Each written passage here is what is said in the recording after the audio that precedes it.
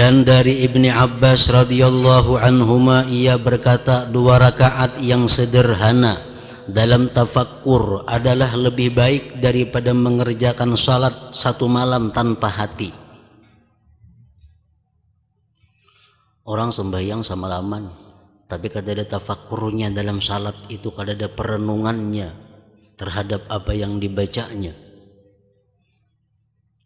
Lebih baik sembahyang 2 rakaat yang biasa tapi diisi dengan tafakkur dalam sembahyang itu. Sebelum kita ruku, sebelum kita sujud, itu kita sudah tafakkur tentang kebesaran Allah. Dengan demikian kita ruku, dengan demikian kita sujud. Kalau kita sujud, kita ruku, sebelumnya itu kada ada tafakkur tentang keagungan Allah, nah apa artinya ruku itu? Apa artinya sujud itu?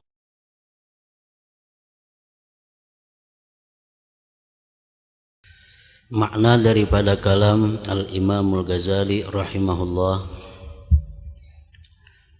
Umar bin Abdul Aziz berkata, berfikir tentang kenikmatan Allah Azza wa Jalla adalah termasuk ibadah yang paling utama.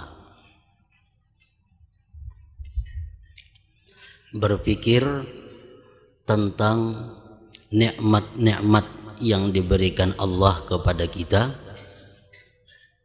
merupakan ibadah yang paling afdal.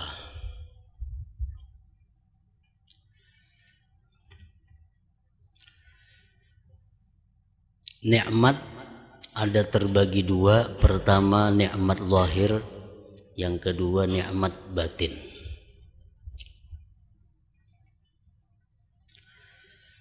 Kedua-dua nikmat itu kita disuruh untuk merenunginya, mentafakkurkannya. Nikmat zahir seperti kesehatan, keamanan, kekayaan, kekuatan, harta benda, dan lain sebagainya. Itu adalah nikmat yang zahir. Apabila kita berpikir tentang banyaknya nikmat yang kita terima dari Allah Subhanahu wa ta'ala, maka itu merupakan satu ibadah yang sangat besar pahalanya. Kita berpikir tentang nikmat Allah Subhanahu wa ta'ala yang dinamakan kesehatan. Berapa harganya, berapa mahalnya nikmat kesehatan itu kalau dihitung dengan duit. Tetapi nikmat-nikmat itu kada akan terasa besar manfaatnya kecuali sesudah nikmat itu hilang daripada kita. Kita kada merasa berapa harganya, betapa pentingnya sihat, kada merasa kecuali sesudah sakit. Nah, hendaknya jangan sampai yang demikian itu kita tafakkur, kita berpikir nikmat yang diberikan Allah Subhanahu wa ta'ala kepada kita itu. Itu contoh nikmat yang zahir. Ada lagi nikmat yang batin. Nikmat yang batin seperti yang difirmankan Allah, siratal ladzina an'amta 'alaihim ghairil maghdubi 'alaihim waladdallin. Nikmat yang batin seperti nikmat Islam dan iman, nikmat tauhid, nikmat ilmu yang diberikan Allah kepada kita, nikmat hidayah, nikmat taufik dan lainnya. Nah, itu pun kadangkala pentingnya untuk dipikirkan. Dengan adanya berpikir tentang nikmat-nikmat itu, sehingga kita bisa mensyukurinya, bisa berterima kasih kepada Allah Subhanahu wa taala. Nikmat Islam ini nikmat yang sangat mulia, nikmat yang sangat mahal. Dari penduduk dunia sebanyak kurang lebih 5 miliar manusia, hanya sekitar 1 miliar yang diberi Allah nikmat Islam ini.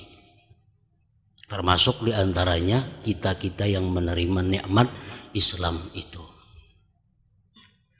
Nikmat Islam jauh lebih mahal di sisi Allah daripada nikmat harta, benda dan sebagainya. Berpikir tentang kenikmatan Allah Azza wa Jalla adalah termasuk ibadah yang paling utama.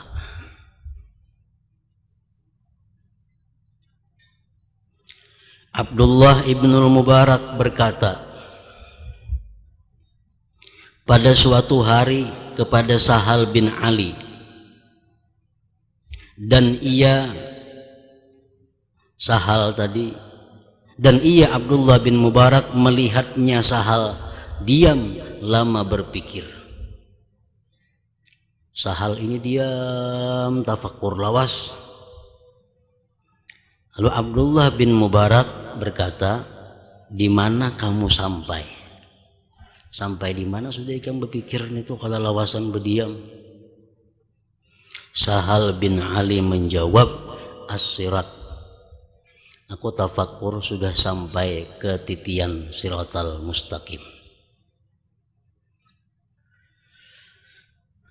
Nah, artinya bahwa berpikir mengenai akhirat, berpikir tentang kematian, berpikir tentang kubur, berpikir tentang mahsyar, berpikir tentang mizan timbangan amal, berpikir tentang siratal mustaqim, itu pun termasuk ibadah.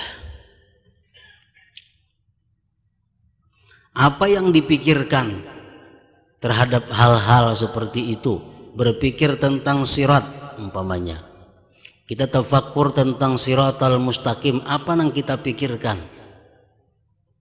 Pertama kita pikirkan adalah panjangnya titian siratal mustaqim itu, perjalanan beberapa ratus tahun hanya sampai Menyubarang.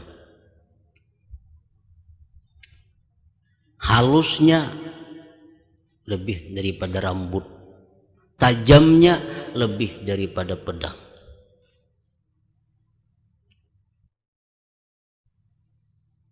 Itu yang pertama kita pikirkan tentang sirat itu. Imam Ghazali mengatakan, fatawwil fikraka fihi fa inna aslaman nas min ahwali yaumil qiyamah man tala fikruhu fiha fid dunya fa inna Allah la yajma'u baina khawfaini ala abdin faman khafa hadhil ahwala fid dunya ammanaha fil akhirah. Ujar Ghazali mengatakan, lamakanlah pikirmu atas hari akhirat itu. Lawasi berpikir tentang hari akhirat itu. Sesungguhnya orang yang paling selamat dari huru hara hari kiamat itu orang yang lama berpikir tentang hari kiamat di dalam dunia. Sesungguhnya Allah tidak menghimpunkan antara dua ketakutan atas seorang hamba. Maka barang siapa yang takut akan huru hara hari kiamat di dalam dunia, Allah amankan dia dari huru hara itu fil akhirat, di akhirat nantinya.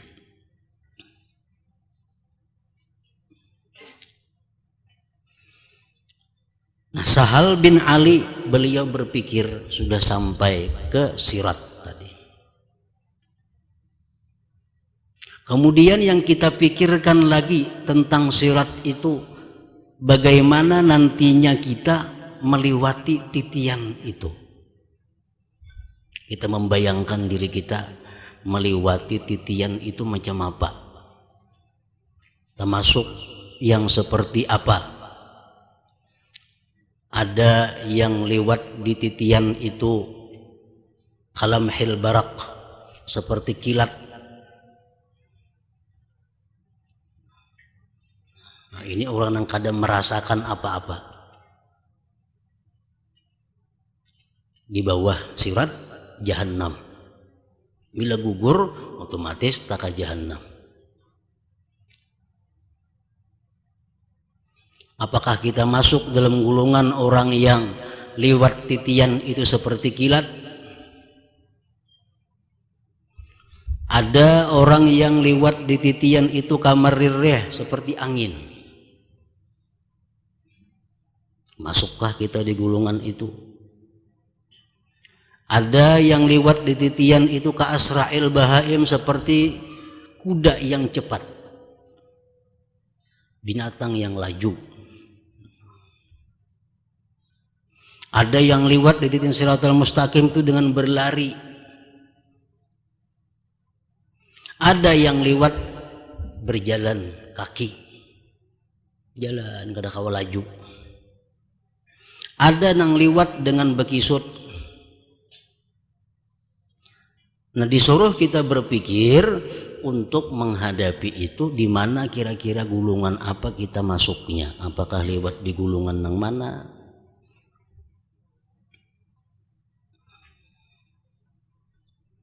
Orang-orang yang masuk surga tanpa dihisap itu jelas sudah mereka itu cepat seperti kilat atau seperti angin.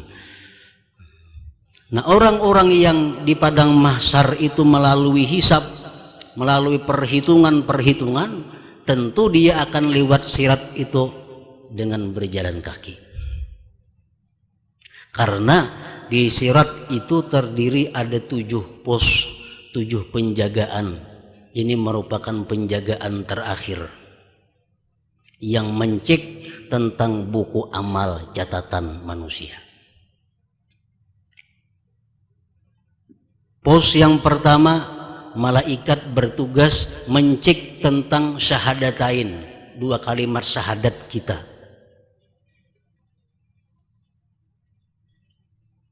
Periksa 2 kalimat syahadat kita bujur kada, ikhlas kada, sempurna kada. Selamat di situ. Di pos yang kedua, terus pos yang kedua, malaikat bertugas mencek amal catatan kita tentang sembahyang. Ya, apa sembahyang kita sempurnakah, ikhlaskah, bujurkah? Yang ketiga, pos yang ketiga, puasa. Bujurkah puasa kita sempurna? Ada kata hutang puasa? Pos yang keempat, zakat. Bujurkah berzakat? Atau zakat diakalani kayak apa zakatnya? Yang kelima, pos haji dan umrah. Sempurnakah hajinya, sempurnakah umrahnya? Pos yang keenam, penelitian tentang wudhu dan mandi janabah atau mandi haid. Nah, paling terakhir pos, ini sudah kelihatan surga, pemeriksaan tentang kezaliman terhadap manusia. Ini pos yang terakhir. Diperiksa dalam buku catatan amal yang kita bawa itu, apakah ini orang ada menzalim manusia, apakah ini orang ada menipu manusia, apakah orang ada membunguli orang, apakah ini pernah apa berbuat kepada manusia yang gak ada nyaman. Nah, di situ yang paling terakhir. Bila ini selamat, maka selamatlah dia dari gugur atau jatuh di titian siratal mustaqim tadi. Nah, itu contoh tafakkur tentang sirat tadi. Nah, apabila kita berpikir tentang sirat, tentang titian itu, maka kita otomatis buah tafakkur itu akan menimbulkan, buah tafakkur itu akan menghasilkan persiapan. Kita cari apakah ada amalannya supaya di titian siratal mustaqim itu lancar. Itu hasil daripada buah daripada tafakkur. Setelah kita memikirkan betapa beratnya liwat di titian siratal mustaqim itu, lalu kita berusaha mencari jalan kayak apa supaya bisa selamat. Rasulullah SAW memberikan jalan, ujar Nabi kita, man yakunil masjidu baitah dhaminallahu birrauhi warrahmah wal jawazi ala sirat. Orang yang masjid merupakan rumahnya, Allah menjamin dia dengan kelapangan dan kasih sayang dan selamat lewat di titian siratal mustaqim itu. Artinya orang-orang yang suka ke masjid, orang-orang yang suka sembahyang berjamaah 5 waktu atau suka i'tikaf di masjid, itu Allah menjamin dia akan lulus di titian siratal mustaqim tadi. Nah, itu salah satu jalan keluar yang diberikan oleh Nabi kita kalau kita takut khawatir menghadapi keselamatan kita di titian siratal mustaqim itu.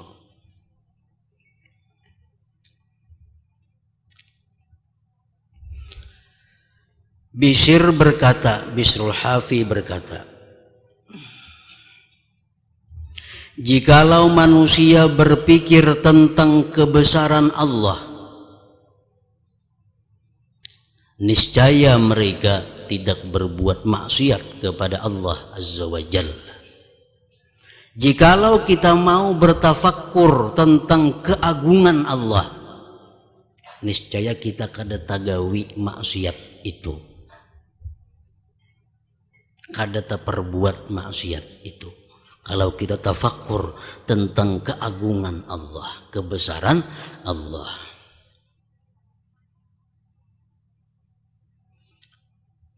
Imam Ja'far As-Shadiq pernah ditanya, Allah maha besar, ajar orang, maha besar dari apa? Apakah Allah itu besar daripada aras? Apakah Allah itu besar daripada Al-Kursi? Apakah Allah itu besar dari apa?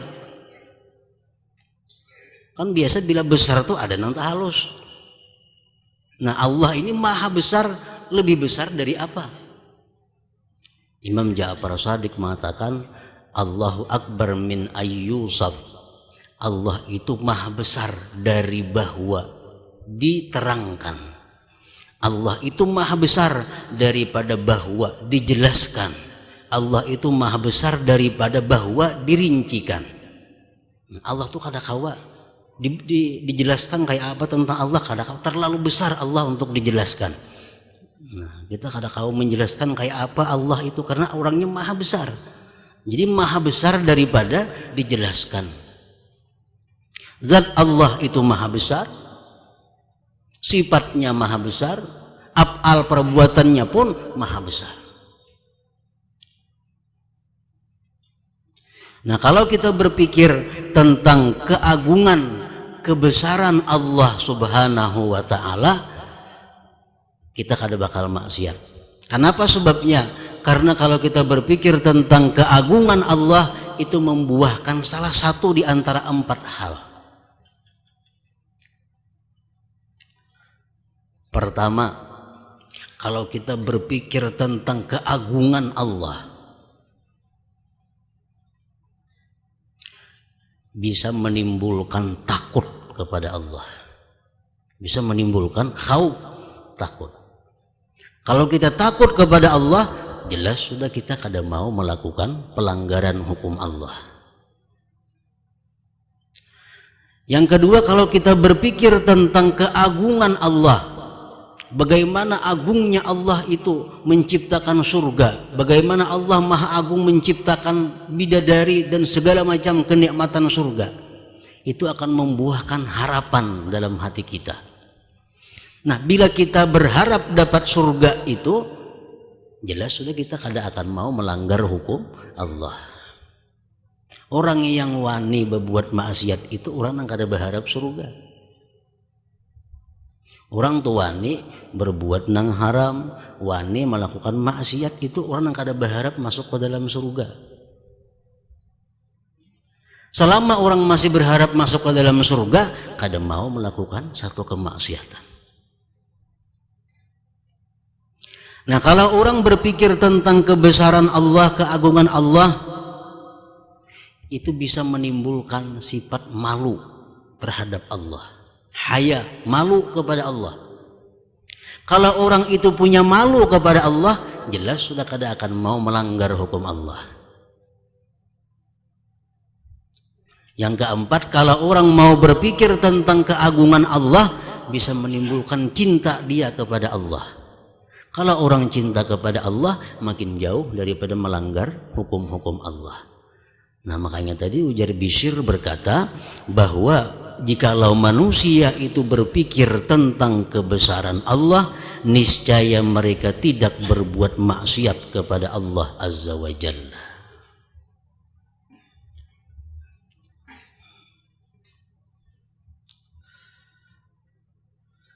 Dan dari Ibni Abbas radhiyallahu anhuma, ia berkata, 2 rakaat yang sederhana dalam tafakkur adalah lebih baik daripada mengerjakan salat 1 malam tanpa hati. Orang sembahyang semalaman, tapi kada ada tafakkurnya dalam salat itu, kada ada perenungannya terhadap apa yang dibacanya. Lebih baik sembahyang 2 rakaat yang biasa, tapi diisi dengan tafakkur dalam sembahyang itu.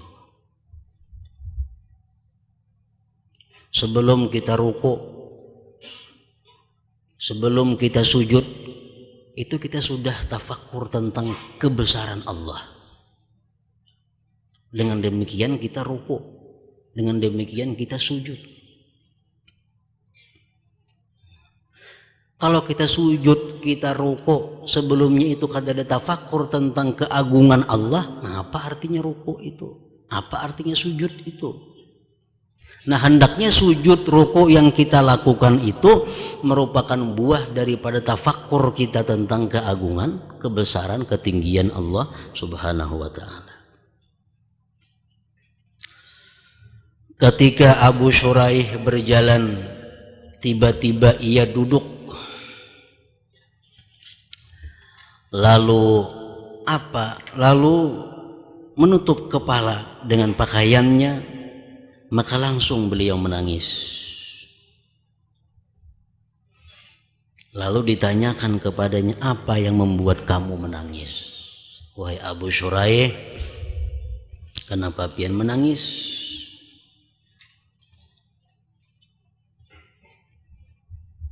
Abu Shuraih menjawab, saya berpikir tentang perginya umurku. Aku tadi berpikir tentang hilangnya umurku. Berapa sudah umur nang hilang? Dan sedikitnya amalku. Dan dekatnya ajalku. Itu nang ku pikirkan tadi, maka tangis nih. Umur sudah berapa tahun nang hilang, sedikit amal kebaikan, sedikit ibadah kepada Allah, sedangkan ajal lagi sedikit habis.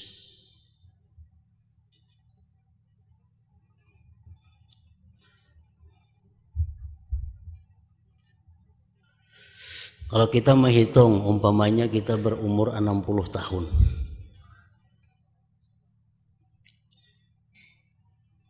60 tahun sudah umur yang kita jalani. Berarti kebiasaan umur 60 tahun ini sudah lebih separuh jalan. Jarang ada orang berumur 120. Nah, kalau kita berumur 50 aja, 40 aja, boleh dikatakan sudah lebih separuh yang dihabiskan umur kita. Apalagi 60. Nah, umur 60 tahun itu, kalau kita mengetahui berapa ibadah kita, Imam Ghazali mengatakan, kalau kita umur 60 tahun, jadi sidin, kita guring 8 jam sehari, sepertiga, berarti 20 tahun jumlahnya kita guring. 20 tahun kita guring. Kalau umur 60 tahun, guring rata-rata sehari 8 jam. Berarti umur sudah untuk guring itu 20 tahun.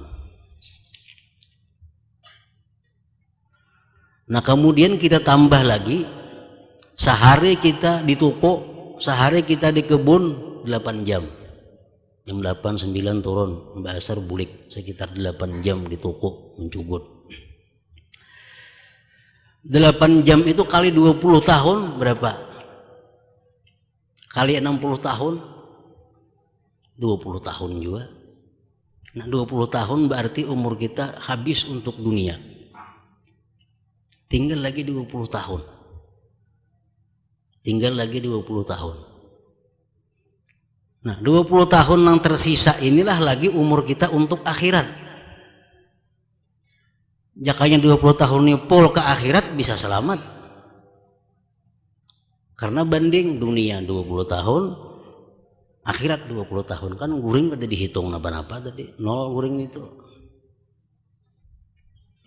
Nang payah kita, yang sulit kita membayangkan keselamatan, 20 tahun sudah habis untuk urusan dunia, sisa 20 tahun ini kada sampai lagi untuk akhirat. Ini bulik ke rumah, urusan dunia pulang umpamanya, bulik di toko, main bola di TV 2-3 jam, lihat sinetron, macam-macam. Nah kalau dihitung-hitung umur 60 tahun itu jadinya paling-paling 5 tahun beribadah kepada Allah.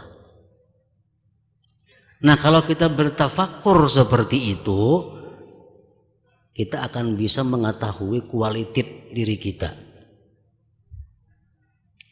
Nah dalam hal macam itu, kalau kita berharap kita bisa masuk surga, itu angan-angan ngarannya. Angan-angan. Diberi Tuhan umur 60 tahun, 5 tahun beribadah, mengharap ke surga itu angan-angan ngarannya. Jakanya umur 60 tahun, 30 berharap nah itu bisa. Orang berabah ditilam. Mudahan datang duitnya 1 miliar ke rumahku nih. Itu angan-angan ngarannya. Becari kada, apa kada. Nah, kalau orang berusaha mendulang misalnya, berharap dapat intan kayak hintalo itik, nah itu berusaha itu kada mahayal ngarannya.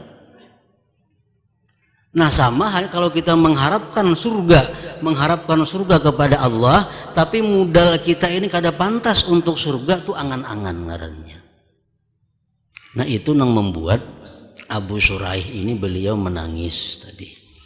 Nah karena mentafakurkan itu, saya berpikir tentang perginya umurku dan sedikitnya amalku dan dekatnya ajalku.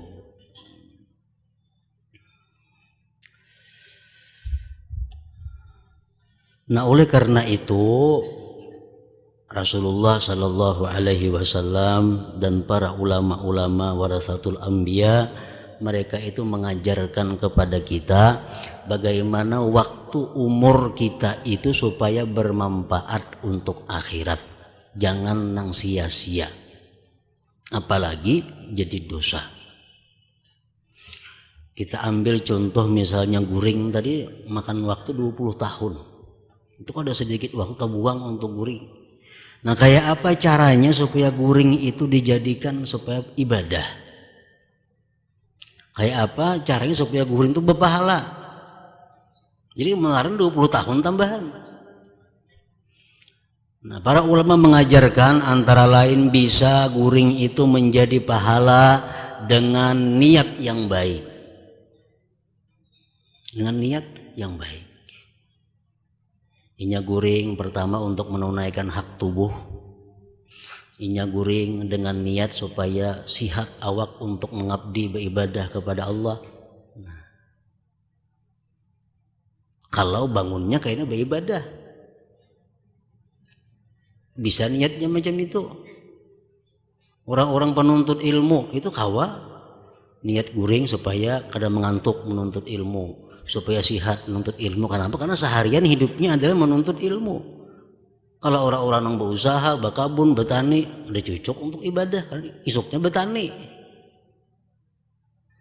Nah itu jalan pertama, dengan niat bisa guring itu menjadi ibadah. Yang kedua, guring itu bisa menjadi ibadah dengan zikrullah. Zikrullah umum salawat, kata tasbih kah, Quran kah, apakah? Artinya apa? kita hendak guring itu bebacaan la ilaha illallah, umpamanya la ilaha illallah, sampai kita tak guringan, tak ampih kita tak guringan. Jakanya kita kada guring bacaan terus nih, cuma tak guringan. Nah, berapa jam kita guring itu kita dinilai sebagai orang yang berzikir tadi ngarannya. Nah, ini cocok untuk pengusaha nang niat nang tadi kada cocok. Jadi hendak guring baca salawat, Allahumma sholli ala sayyidina Muhammad wa ala ali sayyidina Muhammad, Allahumma baca sampai hanyut, sampai guring hilang. Nah, berapa jam guring, maka kita dihukumkan sebagai orang yang bersalawat atas Nabi Sallallahu Alaihi Wasallam. Ini salah satu cara untuk memanfaatkan guring supaya jadi nilai ibadah atau nilai kebaikan. Kalau kadang itu kayaknya takur.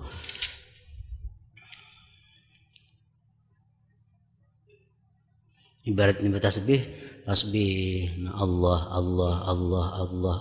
talapas taguringan ampe. Nah, jam 4 subuh bangun 5 jam tadi guring. Nah, 5 jam tuh kita dihitung Allah itu.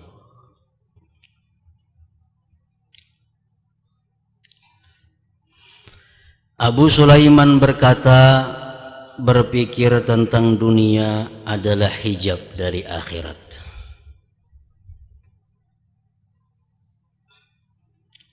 Kalau kita sibuk memikirkan dunia, kita pikirkan lagi siratal mustaqim itu. Dan siksaan bagi ahli wilayah. Artinya aulia itu mereka bisa disiksa oleh Allah, dihukum dalam dunia ini dengan memikirkan dunia. Dan pikiran tentang akhirat dapat mewariskan hikmah dan dapat menghidupkan hati. Dan Abu Sulaiman berkata lagi, biasakanlah mata kamu dengan menangis dan hati kamu dengan tafakkur.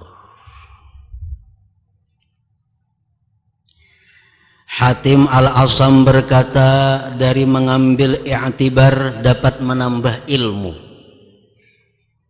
Ada satu kejadian, kita ambil pelajaran, dapat ilmu. Dan dari zikir dapat menambah kecintaan. Orang yang banyak berzikir akan menambah kecintaannya kepada Allah. Dan dari tafakkur dapat menambah takut kepada Allah kalau yang dipikirkannya itu tentang siksa-siksa Allah. Ibnu Abbas berkata, berpikir tentang kebaikan itu mengajak kepada mengerjakannya. Dan menyesali atas kejahatan dapat mengajak kepada meninggalkannya. Dan diriwayatkan bahwa Allah Ta'ala berfirman dalam sebagian kitabnya, sesungguhnya aku tidak menerima perkataan setiap orang yang ahli hikmah, tetapi aku melihat kepada cita-citanya dan hawa nafsunya. Kalau cita-citanya dan hawa nafsunya itu bagiku, maka aku jadikan diamnya itu tafakur dan perkataannya itu pujian, walaupun ia tidak berbicara. Nah, jadi ini artinya kayak apa supaya kita bisa tafakur itu. Tafakurnya kita tahu aja pada baik, cuma kada terlintas hati kita untuk tafakur ini. Padahal tafakur sesaat pahalanya setahun, ibadah setahun. Cuma kita jarang tafakur. Kenapa? Karena Allah kadang memberikan tafakur kepada kita. Kenapa Allah kadang memberikan tafakur kepada kita? Karena kita kebiasaan tidak ikhlas dalam beramal. Kalau orang itu cita-citanya hanya Allah, hawa nafsunya untuk Allah, Allah berikan dia tafakur di dalam hatinya itu. Jadi kalau kita jarang tafakur, berarti kita ada masalah dengan keikhlasan kita selama ini kepada Allah Subhanahu wa Ta'ala. Al-Hasan berkata, sesungguhnya orang-orang yang mempunyai akal senantiasa membiasakan dengan zikir atas berpikir dan dengan berpikir atas zikir. Zikir atas berpikir artinya dia berpikir lalu timbul zikir. Dia tafakur tentang keajaiban ciptaan Allah, lalu keluar dari mulutnya subhanallah. Nah, ini subhanallah keluar daripada pikir. Dengan zikir atas berpikir. Dan dengan berpikir atas zikir. Dia berzikir kepada Allah lalu tafakkur apa yang dizikirkannya itu. Nah, sehingga mereka berbicara dengan hatinya, lalu hati itu berbicara dengan hikmah. Ishaq bin Khalaf berkata, adalah Daud At-Ta'i rahimahullahu ta'ala, Daud At-Ta'i di atas luting pada malam yang terang benderang. Lalu ia bertafakur tentang kerajaan langit dan bumi. Sedang ia memandang ke langit dan menangis. Di atas luting tafakur, melihat bulan purnama nang terang. Beliau memikirkan tentang keajaiban ciptaan Allah, kerajaan Allah langit dan bumi. Daripada asiknya tafakur sehingga ia jatuh, gugurnya pas ke rumah tetangga sebelah.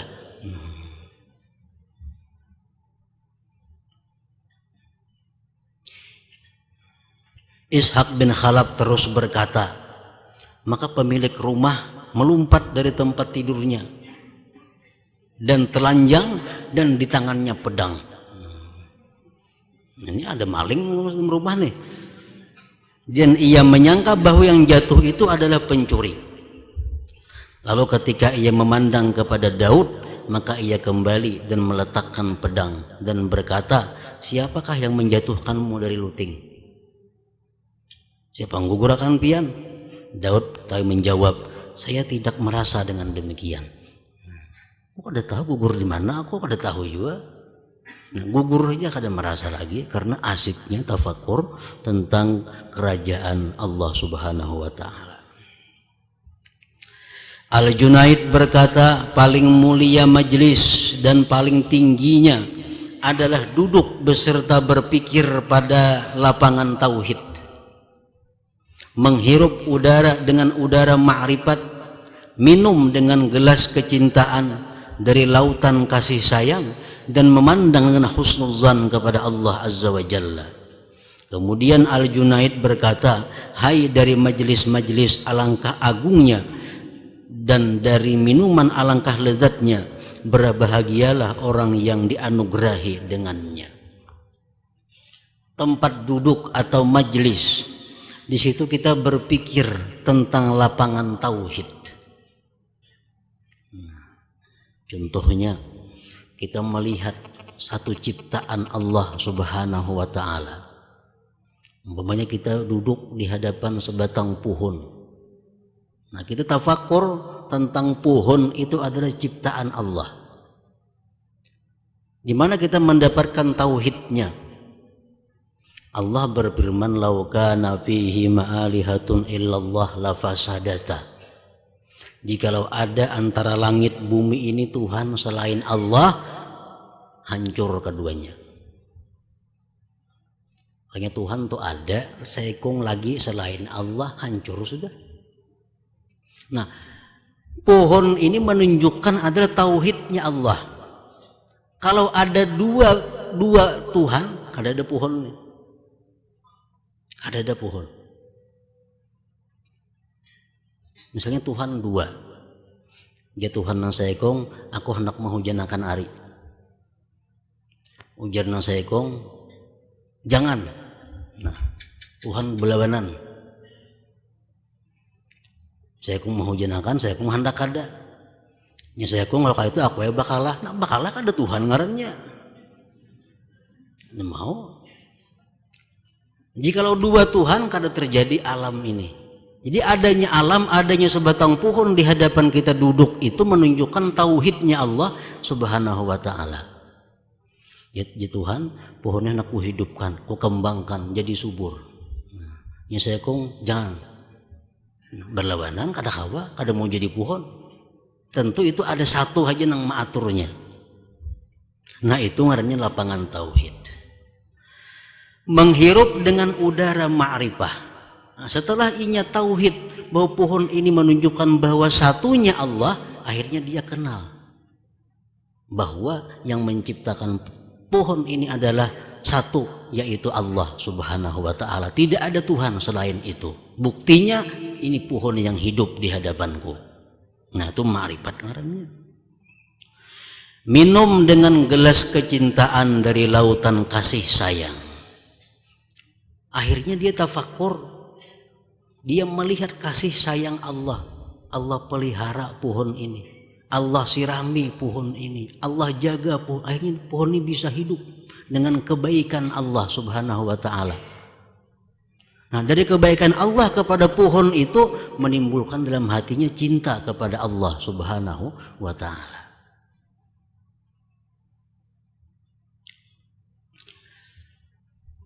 Dan memandang dengan husnuzan kepada Allah Azza wa Jalla. Kalau kita sudah mencintai Allah Subhanahu wa ta'ala, seluruh perbuatan Allah itu pasti kita husnuzan. Nah, kalau kita mencintai seseorang, apapun yang diperbuat orang yang kita cintai itu pasti kita sangka baik lawan inya. Ada mau sangka buruk? Pasti sangka baik, karena modal kita adalah cinta kepada inya.